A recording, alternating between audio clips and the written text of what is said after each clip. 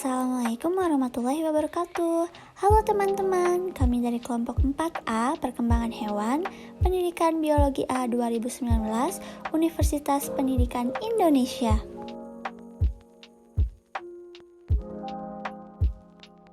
Berikut adalah anggota dari kelompok kami.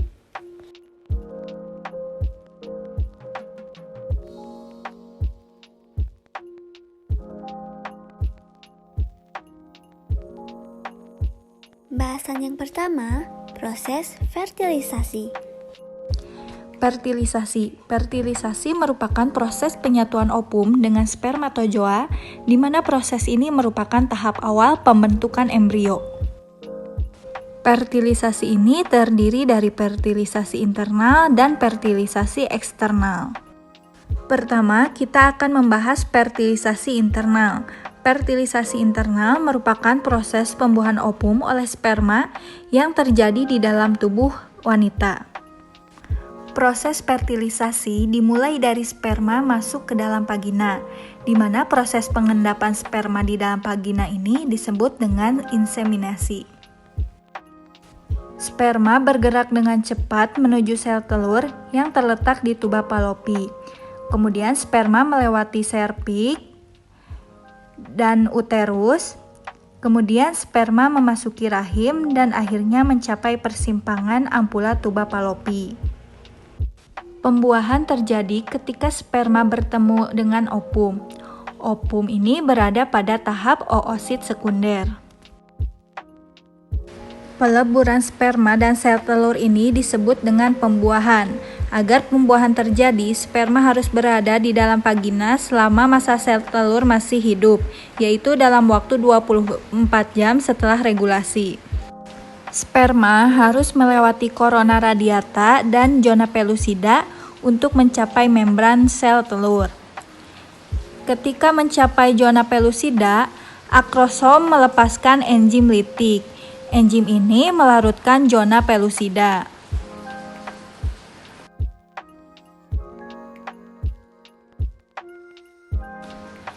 Kemudian, membran sperma menyatu dengan membran sel telur. Proses ini disebut dengan fertilisasi. Selanjutnya, fertilisasi eksternal. Fertilisasi eksternal merupakan proses pembuahan ovum oleh sperma yang terjadi di luar tubuh betina. Proses fertilisasi eksternal ini mengambil contoh pada katak. Saat melakukan fertilisasi, katak jantan akan menempel pada punggung betina di dalam air.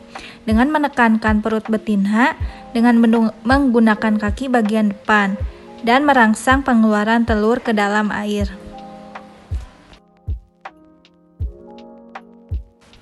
Setiap telur yang dikeluarkan dilapisi oleh selaput telur atau membran pitelin. Bersamaan dengan itu, katak jantan mengeluarkan sperma untuk membuahi sel telur, sehingga terjadilah fertilisasi. Fertilisasi ini terjadi di mana peleburan gamet jantan dan betina terjadi di luar tubuh betina, sehingga dinamakan dengan fertilisasi eksternal. Selanjutnya dalam fertilisasi adalah reaksi akrosom. Reaksi akrosom sendiri ini dimulai saat sel sperma bersentuhan dengan lapisan luar dari sel telur. Akrosom sendiri merupakan bagian yang menonjol di ujung anterior spermatozoa. Akrosom ini akan mengalami perubahan struktural untuk membuka jalan dan menghancurkan lapisan zona pellucida agar inti sel sperma dapat masuk ke ovum. Adapun pada reaksi akrosom ini terjadi beberapa hal, yaitu yang pertama kontak awal sel sperma dengan sel telur, lalu ada penembusan membran sel telur oleh sel sperma, serta bergabungnya membran plasma sel sperma dengan membran sel telur. Selanjutnya berikut merupakan tahap dari reaksi akrosom. Reaksi akrosom ini dimulai dengan sel sperma yang berkontakan dengan membran dari sel telur. Lalu akrosom akan bereaksi dengan zona pellucida. Akrosom ini memiliki enzim hidrolisis yang berfungsi untuk menembus zona pellucida. Lalu akrosom akan bereaksi dengan lapisan perivitelin yang mengandung protein reseptor. Akrosom lalu akan bersiap-siap untuk menembus membran ovum dan terjadi fusi atau penyatuan antara membran plasma sel sperma dengan sel telur. Kemudian inti sperma akan masuk ke dalam sel telur. Pada saat itu sel ovum akan melepaskan granula korteks. Granula korteks ini akan berfungsi dengan membran plasma dari sel telur dan kemudian akan menyebabkan membran menjadi keras sehingga tidak dapat ditembus oleh sel sperma. Setelah inti sel sperma masuk ke dalam ovum, maka ekor dari sperma tersebut akan terlepas. Selanjutnya itu ada reaksi granula korteks, yaitu reaksi pecahnya granula korteks pada sel telur. Berikut merupakan proses dari reaksi granula korteks, di mana berawal dari saat sel sperma sudah mendekati membran plasma dari sel telur, sehingga memicu adanya reaksi lain, yaitu reaksi granula korteks. Nah, ketika sudah ada sel sperma yang masuk, butiran granula kortikal yang berada di bawah itu akan dilepaskan, atau granula korteks itu akan dilepaskan. Fungsinya itu akan menghapuskan zona pelosida di mana sel sperma tersebut dapat menembus gitu. Jadi adanya granula korteks ini akan menyebabkan sel sperma lain itu tidak dapat masuk. Nah, sel sperma tersebut itu akan mengenai glikoprotein, tetapi dikarenakan bagian tadi sudah dihapuskan dan didegradasi oleh granula korteks tadi, sehingga sperma-sperma lain itu tidak dapat masuk.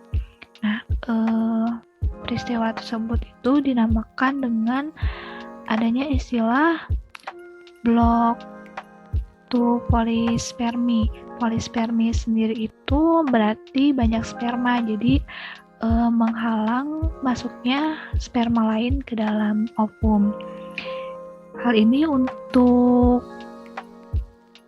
tidak terjadi gitu, agar hanya satu sel sperma saja gitu yang memasukkan materi genetiknya ke dalam sel telur. Nah, granula korteks ini akan melarutkan sebuah glikoprotein pengikat sperma dari zona pelosida, sehingga sperma lain itu tidak dapat masuk dan hanya satu sperma saja yang berhasil memasuki sel telur. Lalu selanjutnya sel sperma tersebut akan mengikat membran plasma dari sel telur dan mengakibatkan bagian akrosomnya itu hilang. Dan yang dapat masuk itu hanya inti dari sel spermanya saja.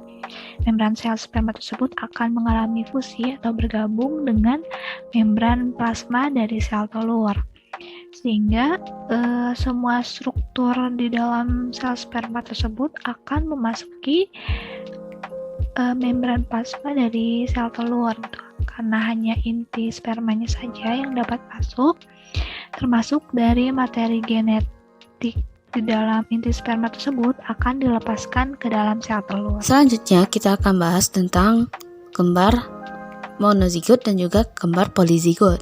Sebelum itu, saya akan mengulas kembali tentang fertilisasi. Nah, dimulai dari ovulasi. Ovulasi adalah pelepasan sel telur yang didorong melalui tuba falopi menuju uterus. Hal ini disebabkan oleh kontraksi dinding tuba falopi. Di tuba falopi inilah terjadi proses fertilisasi dan menghasilkan zigot. Nah, kemudian zigot ini tertanam di dalam dinding rahim. Gambar ini menunjukkan perbedaan single baby, identical twins, dan juga parental twins. Nah, yang pertama adalah single baby atau bayi tunggal. Nah, kita melihat bahwa di sini ada satu sel telur yang dibuahi oleh satu sel sperma di tuba falopi dan membentuk zigot. Beberapa hari berikutnya, zigot ini membelah berulang kali yang disebut dengan blastosis. Setelah itu, terbentuklah embrio yang ditanam di dalam lapisan rahim dan berkembang menjadi seorang bayi. Nah, sekarang kita akan bahas tentang kembar identik atau kembar monozigot. Seperti kandungan bayi tunggal atau single baby, kandungan monozigot ini dimulai dari pelepasan sel telur, kemudian dibuahi oleh satu sel sperma dan membentuk zigot. Namun tidak seperti single baby, Zigot pada kembar monozigot ini akan membelah menjadi 2 embrio yang terpisah dan tumbuh menjadi kembar identik. Peristiwa ini terjadi selama minggu pertama setelah proses fertilisasi. Nah, selanjutnya setelah terjadi fertilisasi, maka akan terjadi pembelahan sel. Nah, pembelahan sel ini yaitu dimulai dari morula, blastula, gastrula, dan juga organogenesis. Nah, keempat tahapan ini akan menentukan bagaimana bayi kembar akan tertanam di rahim. Dan apakah ada terjadi pembagian karnion, amnion, dan juga plasenta. Dapat disimpulkan pada kembar identik atau kembar monozigot ini ada beberapa poin. Yang pertama, fertilisasi terjadi antara satu ovum dan juga satu sperma. Kedua, embrio dikembangkan dalam satu plasenta dan satu amnion. Dan yang ketiga yaitu memiliki profil genetik yang identik dan jenis kelamin yang sama.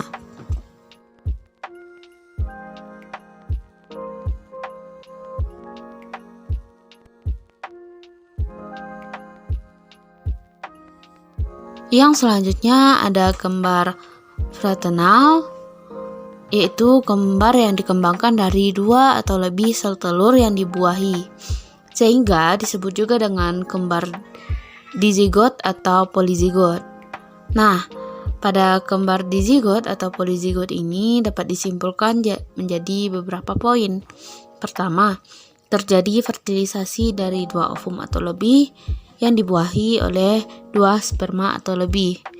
Kedua, yaitu kembar polizigot ini berkembang secara terpisah, masing-masing memiliki kranion, amnion, dan juga plasentanya sendiri.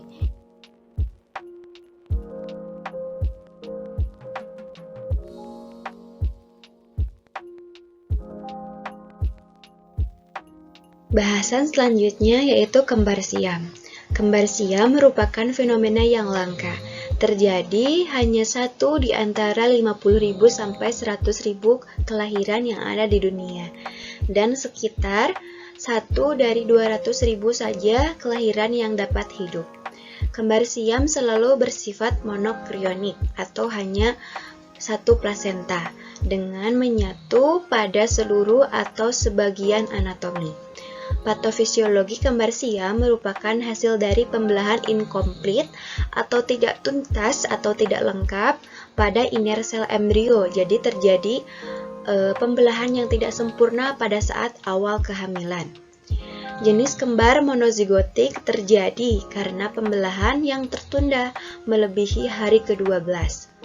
USG sangat membantu dalam mendiagnosa kembar siam dalam kasus kembar monokrionik dan monoamniotik. Penilaian kasus dilakukan untuk mengidentifikasi bagian-bagian janin yang menyatu. Karena selain untuk mengidentifikasi jenis kembar siam yang terjadi pada ibu hamil, USG juga dapat memperkirakan bagaimana proses kelahiran yang dapat dilakukan seorang ibu untuk melahirkan kembar siam agar persalinan terjadi secara aman. Selanjutnya yaitu ada klasifikasi kembar siam. Yang pertama, ventral union. Ventral union ini memiliki berbagai jenis. Yang pertama yaitu ada thoracopagus atau menyatu pada dada. Untuk persentase kelahiran dari seluruh kembar siam sebanyak 19%. Masih pada jenis ventral union, yang kedua yaitu ada ompalopagus atau menyatu pada dinding perut bagian anterior dengan persentase kelahiran pada seluruh kembar siam sebesar 18%. Selanjutnya, jenis ketiga dari kembar siam ventral union yaitu ada ischiofagus atau menyatu pada bagian ischium dengan presentasi kelahiran dari seluruh kasus kembar siam yaitu sebesar 11%.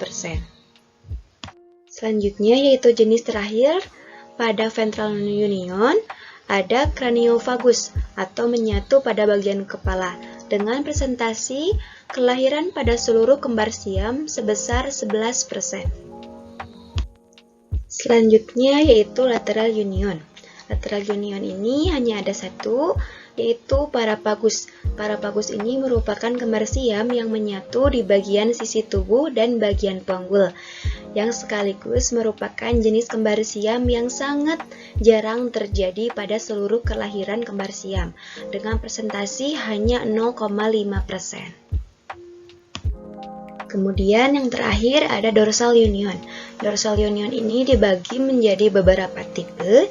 Yang pertama ada piopagus atau menyatu pada bagian pantat. Untuk persentase kelahiran dari seluruh kembar siam sebesar 6%. Kemudian tipe kedua dorsal union yaitu ada rasivagus atau bergabung pada bagian tulang belakang, dengan persentase kelahiran pada seluruh kembar siam sebesar 2%. Selanjutnya di sini ada contoh kasus kembar siam yang dinamakan dengan Dicephalus parapagus dibrasius. Dokter menyatakan bahwa pada USG tampak dua kepala tanpa kelainan, dada menyatu dengan satu jantung, tidak tampak sekat atrium dengan perut yang menyatu, satu lambung, satu hati tanpa kelainan, dan hanya memiliki sepasang ginjal. Dan di mana pada tanggal 25 September 2017 lahir seorang bayi perempuan dengan berat 3.000 gram atau sekitar 3 kg dengan dua kepala, satu dada, satu panggul, sepasang tangan, dan sepasang kaki. Kemudian bayi langsung diintubasi dan dilakukan upaya resusitasi bayi atau dilakukan pertolongan pernapasan pertama pada bayi ketika lahir. Namun, bayi mengalami gagal nafas dan meninggal setelah 2 jam ekstrauterin atau setelah 2 jam di luar kandungan atau setelah dilahirkan. Bahasan selanjutnya yaitu feto in fetus. Feto in fetus atau sering dikenal dengan FIF adalah kondisi yang sangat jarang, di mana janin yang cacat ditemukan paling sering di retroperitoneum kembar yang masih hidup. Oleh karena itu, banyak ahli yang berpendapat bahwa kasus feto in fetus ini dikenal dengan teori kembar parasit, di mana janin cacat parasit terbentuk di dalam tubuh kembaran inangnya dan berbagi suplai darah yang sama. Kembar parasit ini merupakan anencefalik atau janin cacat dengan kekurangan banyak organ internal dan biasanya mati sebelum lahir. Ketika ada kembar monokrionik atau hanya memiliki plasenta satu atau tunggal, kelainan ini dapat terjadi. Berikut ini merupakan mekanisme terjadinya feto in fetus. Feto in fetus diawali dengan terjadinya kembar monokrionik atau kembar yang hanya memiliki plasenta yang tunggal. Selanjutnya, jaringan janin akan berkembang, yang dimana setiap jaringan akan memiliki banyak kapiler darah. Selain janin, ada plasenta dan juga tali pusar. Setiap kapiler darah akan berkomunikasi satu sama lain, terutama dengan plasenta sebagai pemasok nutrisi pada janin. Oleh karena itu, karena plasentanya hanya satu, maka akan dapat berpotensi jaringan menyalurkan lebih banyak darah atau nutrisi hanya kepada salah satu janin, atau dimisalkan dengan janin A. Maka akan terjadi tidak ada nutrisi yang diterima oleh janin B. Oleh karena itu, pertumbuhan pada janin B akan terhambat. Kedua janin terdiri dari jaringan yang sama tentunya. Oleh karena itu, ketika jaringan B bertumbuhnya tidak optimal atau mengecil, perlekatan sederhana di bagian tubuh janin A tentu akan terjadi. Oleh karena itu, jaringan B akan masuk ke dalam janin A untuk memperoleh asupan nutrisi yang lebih untuk mempertahankan kehidupannya.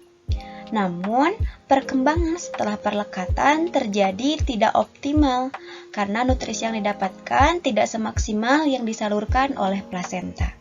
Oleh karena itu, janin B perkembangannya akan terhenti, atau dalam hal ini akan mengalami kematian sebelum dilahirkan. Berikut merupakan salah satu kasus feto in fetus, yang dimana ada seorang wanita yang berumur 17 tahun datang dan berkonsultasi dengan dokter dengan keluhan benjolan di perut yang terjadi selama kurang lebih 5 tahun, yang secara bertahap bertambah besar ukurannya. Kemudian wanita tersebut juga mengeluhkan ketika ia makan walaupun sedikit rasanya terasa kenyang. Selanjutnya, benjolan di perut ini konsistensinya keras, permukaannya tidak teratur, batasnya tidak jelas, dan tidak bergerak saat bernafas. Berbeda halnya ketika wanita tersebut sedang hamil. Yang kemudian ketika diperiksa, ternyata wanita tersebut mengalami kasus feto in fetus. Ketika dikeluarkan, isi tumor terdiri dari rambut, tulang dewasa, dan bagian tubuh yang lainnya. Kasus ini merupakan ukuran FIF terbesar yang pernah terjadi. Ketika diukur, dimensinya sebesar 36 x 16 x 10 cm. Bahasan yang kedua yaitu tipe telur. Selanjutnya akan dibahas mengenai tipe telur. Tipe telur didasarkan pada posisi dan kandungan yok pada telur sehingga nantinya akan mempengaruhi proses pembelahan. Terdapat 4 tipe pada telur.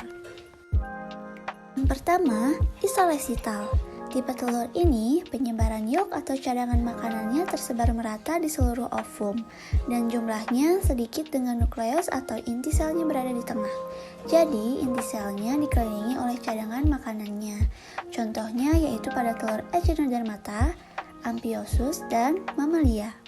Yang kedua, telolesital. Tipe telur telolesital ini hampir sama dengan telur tipe megalesital. Telur ini memiliki jumlah yok yang sangat banyak, sehingga inti sel dari telur ini hampir terdesak keluar sitoplasma. Namun, letak inti sel tidak ekstrim seperti letak telur megalesital. Inti sel pada telur tipe ini tidak terlalu dekat dengan membran sel.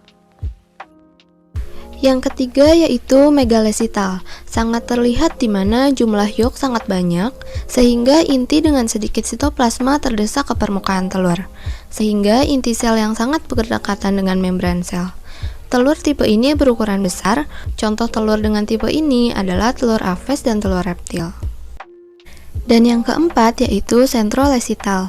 Telur ini memiliki yolk yang terhimpun pada bagian dalam dari telur dan memiliki sitoplasma sebagai selaput tipis yang terdapat pada permukaan telur. Contoh telur tipe ini adalah telur insek. Bahasan yang terakhir, pola atau arah pembelahan zigot. Pola pembelahan telur tipe isolesital pada Echinodermata, tipenya itu holoblastik radial. Holoblastik karena terjadi pada telur dengan sedikit yok sehingga benang spindle bisa membelah total dari kutub anima hingga ke kutub vegetatif. Radial karena blastomer yang terdapat di kutub anima berada di atas kutub vegetatif sehingga pola blastomer menjadi radial. Kemudian hasilnya ekual atau simetris, di mana bidang pembelahan membagi sel telur menjadi 2 ukuran blastomer yang sama besar. Berikutnya, rumus pembelahan pada Echinodermata. Pembelahan ke-1 dengan arah vertikal menghasilkan 2 sel telur berukuran sama besar. Pembelahan kedua secara vertikal menghasilkan 4 blastomer. Pembelahan ketiga secara horizontal menghasilkan 8 blastomer. Pembelahan keempat, 2 kali vertikal menghasilkan 16 blastomer. Pembelahan kelima, 2 kali horizontal menghasilkan 32 blastomer. Pembelahan yang berikutnya bergantian antara vertikal dan horizontal, barulah terbentuk blastosol. Apa itu blastosol? Blastosol merupakan rongga kosong yang berada di tengah. Nah, karena setelah 32 sel sukar diikuti, maka tahap 32 hingga 64 sel itu disebut dengan fase blastula awal. Pembelahan telolesital, tipe telur dengan letak dari yok dan inti sel yang berada di bawah 2 kutub yang berlawanan dengan jumlah yok yang sedikit. Kutub ini juga untuk konsentrasi yolknya disebut dengan kutub vegetatif, sedangkan kutub dengan inti sel disebut kutub animalia. Berikut ini adalah contoh dari tipe pembelahan sel teloresital, yaitu pada katak. Pada katak, untuk kedua pembelahan pertama pada katak adalah meridional atau vertikal yang menghasilkan 4 blastomer dengan ukuran setara. Lalu masing-masing membentangkan dari kutub animal ke kutub vegetal. Pembelahan ketiga adalah ekuator atau horizontal menghasilkan embrio bersel 8. Akan tetapi, distribusi kuning telur yang tidak merata pada zigot katak memindahkan aparatus mitotik dan sitokinesis yang akhirnya terjadi mengarah ke ujung animal dari sel-sel yang sedang pembelahan dalam pembelahan ekuator. Untuk pola pembelahan pada amfibia dapat dilihat pada tabel berikut. Tipe pembelahannya adalah holoblastik dengan rumus 2 pangkat N. 2 pangkat N. N di sini adalah jumlah pembelahan. Berikut adalah contoh perkembangan pembelahan sel pada katak.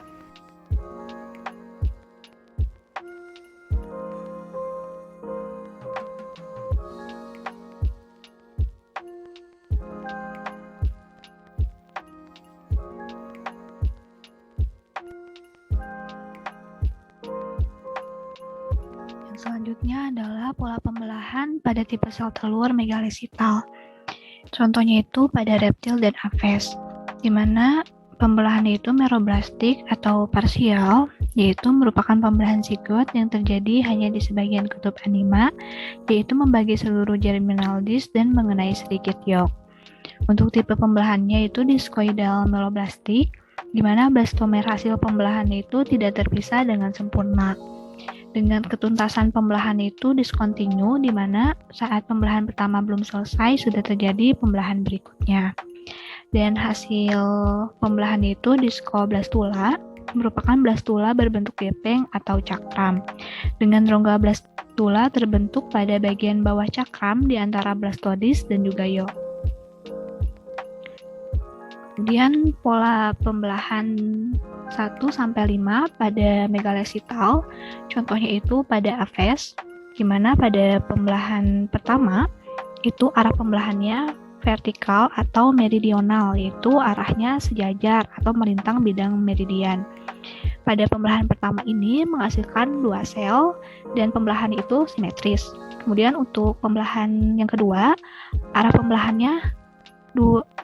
itu vertikal, bidang pembelahannya tegak lurus dengan bidang yang pembelahan pertama, menghasilkan 4 sel dan pembelahannya itu simetris. Untuk pembelahan yang ketiga, arah pembelahannya itu 2 vertikal, menghasilkan 8 sel dan pembelahannya itu asimetris. Kemudian untuk pembelahan yang keempat, arah pembelahan itu horizontal atau ekuatorial, di mana bidang pembelahan itu tegak lurus dengan kutub animal maupun kutub vegetal. Pada pembelahan keempat ini, bentuknya itu melingkar, memotong semua bidang pembelahan yang sebelumnya. Pada pembelahan 4 menghasilkan 16 sel dan pembelahannya itu asimetris. Kemudian pada pembelahan kelima, arah pembelahannya itu 4 vertikal, menghasilkan 32 sel dan pembelahannya itu asimetris. Untuk rangkuman dari pola pembelahan megalesital dapat dilihat seperti ini, di mana pada pembelahan pertama itu arah pembelahannya vertikal dan pembelahannya itu simetris, menghasilkan 2 sel. Pada pembelahan kedua, arah pembelahannya vertikal dan juga pembelahannya simetris, menghasilkan 4 sel. Pada pembelahan ketiga, arah pembelahannya itu 2 vertikal, pembelahannya itu asimetris dan menghasilkan 8 sel. Pada pembelahan keempat, arah pembelahannya horizontal, pembelahannya asimetris dan menghasilkan 16 sel. Kemudian pada pembelahan kelima, arah pembelahannya itu 4 vertikal dan tidak simetris atau asimetris, menghasilkan 32 sel. Selanjutnya adalah pola pembelahan pada tipe telur sentrolesital. Dengan pembelahan itu masih meroblastik atau parsial, dengan pola atau tipe pembelahan superficial meroblastik merupakan pembelahan di mana inti zigot pada bagian tengah telur membelah secara mitosis beberapa kali tanpa diikuti pembelahan sitoplasma. Dan blastomer hasil pembelahan itu tidak terpisah dengan sempurna. Contoh sentrolesital itu ada pada insekta dan juga arthropoda dengan hasil yaitu periblastula yang merupakan blastula yang tidak memiliki rongga berbentuk bulat hingga silindris. Kemudian untuk pola pembelahannya, contohnya itu pada insekta, di mana awal mulanya itu terjadi pada bagian tengah telur dan tidak disertai dengan pembelahan dari sitoplasma, sehingga dihasilkan sejumlah nukleus yang terdapat pada bagian tengah sel. Inti tersebut dinamakan dengan energit, di mana energi tersebut akan menuju ke bagian permukaan telur, dan masing inti dikelilingi oleh sebagian kecil dari sitoplasma asal. Nah, massa sitoplasma pada bagian tengah telur akan hancur dan juga hilang. Inti akan bermigrasi ke bagian posterior telur dan kembali ditutupi oleh membran sel baru untuk membentuk pol sel atau sel kutub pada embrio. Setelah pol sel terbentuk, membran oosit akan melipat ke dalam di antara inti sehingga pada akhirnya setiap inti menjadi satu sel tunggal dan menghasilkan blastodem seluler. Selanjutnya, setelah beberapa kali mengalami pembelahan, inti akan bergerak keluar ke arah permukaan. Apabila sudah mencapai permukaan telur, sitoplasma yang mengelilinginya akan bercampur dengan sitoplasma pada bagian permukaan. Selanjutnya, sitoplasma akan membelah dan bergerak dari arah permukaan ke bagian dalam, sehingga sel di permukaan akan terpisah dari yolk. Yolk tersebut akan menjadi massa yang padat dan berfungsi sebagai sumber makanan untuk embrio. Untuk rumus pola pembelahan dari sentrolesital adalah sebagai berikut, di mana pada pembelahan pertama memiliki arah pembelahan vertikal dengan jumlah sel yang dihasilkan itu 2. Pada pembelahan kedua, arah pembelahannya vertikal menghasilkan 4 sel. Pada pembelahan ketiga, arah pembelahannya horizontal menghasilkan 8 sel. Pada pembelahan keempat, arah pembelahannya 2 vertikal menghasilkan 16 sel. Dan pada pembelahan kelima, dengan arah pembelahan 2 horizontal menghasilkan 32 sel. Terima kasih dan sampai jumpa.